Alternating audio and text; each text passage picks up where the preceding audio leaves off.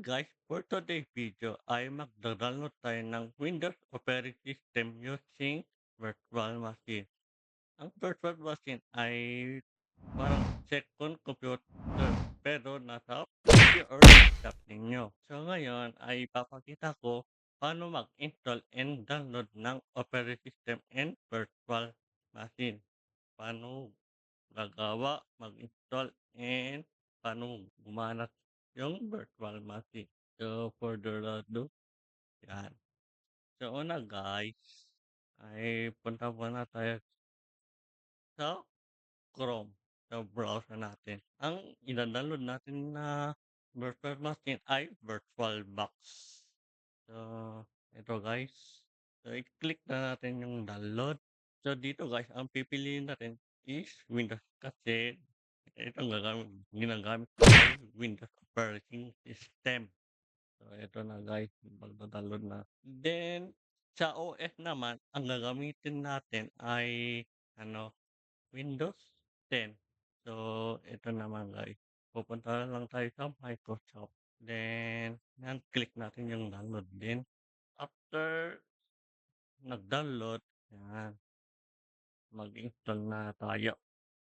So, ito guys, ipapakita ko lang, pero hindi ko na i-install to kasi naka-download na yung VirtualBox and operating system. Yan, ito. Pag next ka lang ito guys. Then, after natin mag-download ng operating ay VirtualBox, ito naman yung Windows. Yan. So, na-try ko na pala na install sa VirtualBox guys. Ay Windows XP sa Windows 7, 8, 10, and 11. In real life naman guys, yung nasubukan ko na ay Windows 7, 10, and 11 na operating system. And kauna-una ng operating system ay yung Windows Vista na nagamit. So, eto na guys. So, accept natin to yung terms. Then, wait lang natin. So, dito, ayan, pipili ka.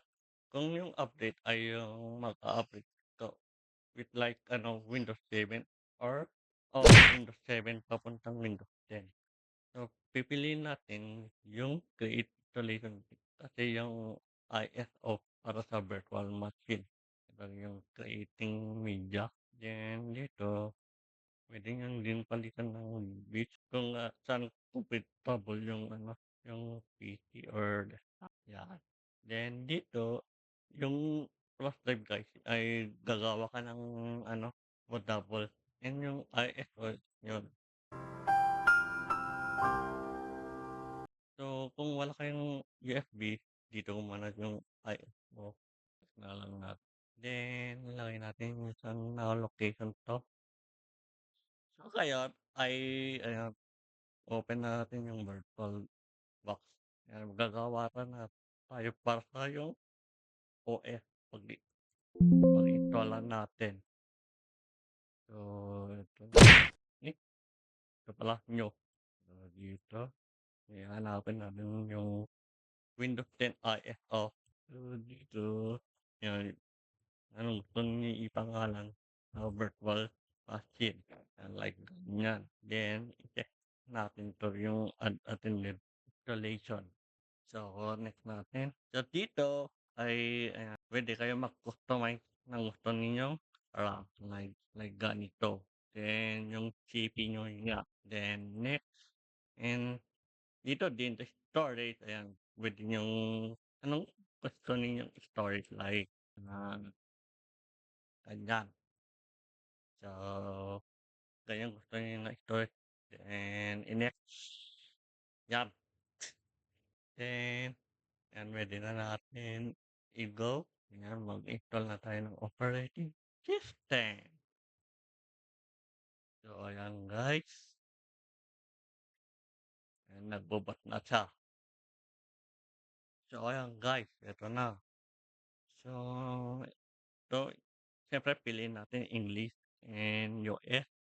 So, next.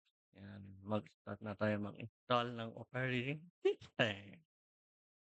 So, dito, kung wala kayong license, yan, pindutin lang natin ito. yung Windows i-set. And dito, magpipili ka lang ano, yung Windows edition lang. Ano, pili natin ito din. Then ito, yung terms. Ayan. So, check na natin. And next. Then dito, pipili natin yung install Windows only. Then dito guys, ayan. Pipili kayo kung saan kayo mag-install ng operating system. So, yan. So, next natin.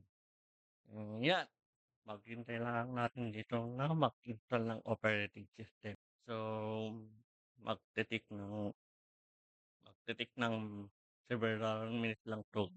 So, wait natin. So, yeah.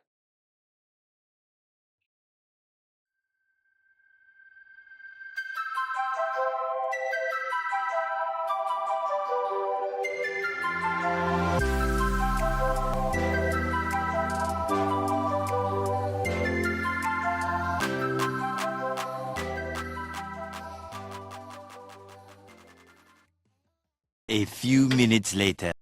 So, ayun guys. After installation ay so ngayon ay so ayun guys. So, after yung installation, so ngayon ay ayan, magse-set up na tayo sa Windows. So, dito ay hahanapin lang natin yung region. Yan, yung region natin. So, ito, yan yung nahanap natin. Ang region natin ay which is yung, siyempre, Philippines.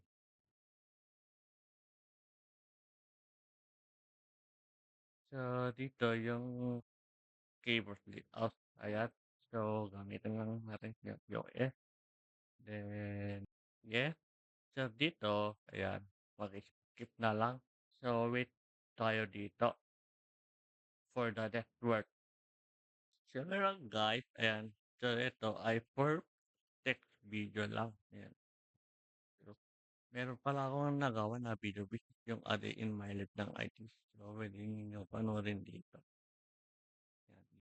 So, ayan guys, after yung, ano, yung process. So, ngayon, ayan, maglalagin naman tayo ng Microsoft account.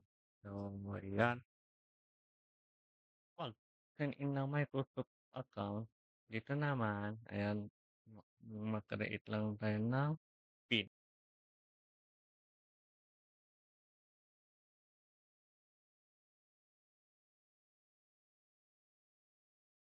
Wala. Ayan, press okay. Then, mag-wait ulit. And yun naman. Ayan, mag-accept lang tayo. Accept the service. Yan. So, dito, ayan, yung privacy natin. Ayan, check. And, with, yun naman i-customize. Ito, kung gusto ninyong, kung ano gusto ninyong i-close. Ayan. So, accept. So, dito, ayan, magpipili kayo lang i-customize na experience. So, ako, escape. Ayan, maganda na natin.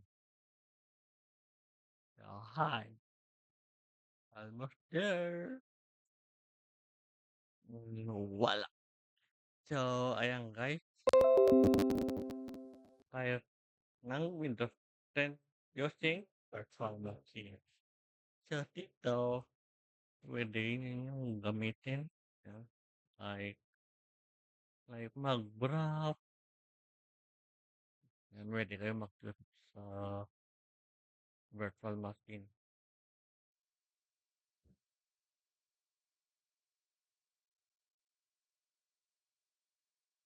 Wala. And, ayan, mag-customize din ng ano, display.